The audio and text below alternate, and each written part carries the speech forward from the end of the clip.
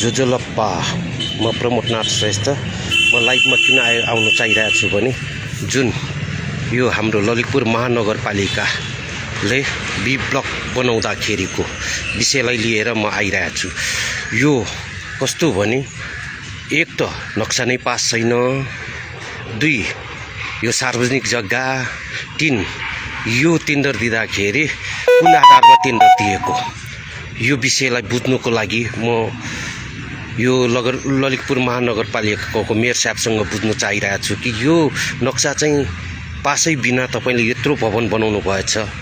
यो भवन बनाउनुलाई तपाईले चाहिँ कहाँबाट स्वीकृति लिनुभएको छ र यो हिजो जुन तरिकाले यो उद्घाटन गर्नुभयो, यो उद्घाटन गर्दाखेरि तपाईले अहिले हालका मन्त्री कुलमान घिसिङदेखि लिएर प्राय सम्पूर्ण मन्त्री पदका बोलाएर तपाईले उद्घाटन गर्नुभयो। उहाँहरूलाई पनि म के भन्न चाहन्छु भने यो बिना नक्सा पास भएको भवन उद्घाटनको लागि आउने मन्त्रीहरू जुन मन्त्रीहरू आउनु भएछ उहाँहरूलाई म एउटा प्रश्न के गर्न चाहन्छु भने जुन यसरी सरकार बनाउनुलाई तपाईहरू जानुभयो कि यसरी सरकारबाट देश बिगार्नु, देशको जुन सार्वजनिक जग्गा खत्तम पार्नुको लागि तपाईहरू मन्त्री बन्नुभयो। जुन जेएनजी आन्दोलनमा त्यत्रो आम नेपाली भाइ बहिनीहरू मरेर तपाईहरूलाई मन्त्री बनाएका थिए, त्यो मन्त्री पोस्ट के यसरी नै सार्वजनिक मिचोस् र सरकारले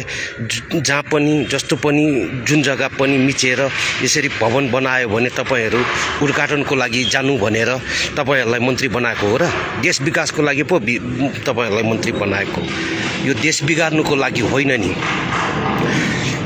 यसरी तपाईहरूले जुन हेटौडामा चाहिँ आम पब्लिकको घर भत्काउनु चाहिँ रातारात गर्ने, यो बिना नक्सा बिना लाल पूर्जाको जग्गालाई यो बी ब्लक बनाएको, ललितपुरमा बी ब्लक बनाएको भवनलाई चाहिँ कहिले पट्काउनुहुन्छ त तपाईहरूले? के तपाईहरूले आम नेपाली जनतालाई दुःख दिनलाई मात्र तपाईहरूलाई मन्त्री बन्दा जेएनजीले? यसरी सरकारले जुन तरिकाले यसरी आम पब्लिकको प्रपर्टी यसरी मिचेर भवन बनाउनु, यसमा चाहिँ तपाईहरूको आँखा गएको, खोइ आँखा जानुभन्दा पनि अगाडि तपाईहरूले यहाँ आएर उद्घाटन गरेको कारण चाहिँ के हो? मेन म कुलमान घिसिङज्यूलाई चाहिँ म यो सोध्न चाहन्छु। यो सार्वजनिक जग्गामा तपाईले यसरी भवन बनाएको ठाउँमा उद्घाटन गर्न आउनुलाई तपाईको नैतिकताले दिने हो र? नदिने हो भने हिजो यो बी ब्लक जुन अख्तियारमा पनि मुद्दा परिरहेको विषयलाई तपाईले व्यवस्था गरी जुन तरिकाले हिजो उद्घाटनको लागि आउनुभयो, यो जायज हो र? म कुलमान घिसिङज्यूलाई, हाम्रो मन्त्रीज्यूलाई सोध्न चाहन्छु। अब यसरी नै हामीहरूको सम्पदा र सम्पूर्ण यसरी पाटी पौवा मठ मन्दिर गैरधारा मेटेर यसरी नगरपालिकाको गुलामी भएर नगरपालिकाले जे भन्यो, नगरपालिका एकजनाले जे भन्यो त्यसैको पछि लागेर तपाईँ यसरी नै भवनहरूमा उद्घाटनको लागि जानुहुन्छ भने पहिलाको मन्त्री र तपाईँकोमा के फरक पर्यो र? त्यसैले यो बी ब्लक अख्तियारमा मुद्दा परेको छन्, बरु तपाईँले यो छानबिन गराएर सत्य तथ्य खोजेर यो सार्वजनिक जग्गामा भएको भवनलाई भत्काउनु कहाँ झन् उद्घाटनमा जाने कुलमान घिसिङज्यू। अब यसरी तपाईले जुन तरिकाले हिजो उद्घाटनको लागि आउनुभयो, यो चाहिँ एकदमै गलत जस्तो लाग्यो हुनाले मैले यो भिडियो दिएको, लाइभ दिएको हो र यो जग्गामा तपाईले एउटा कुरा कस्तो भने नक्सा छैन,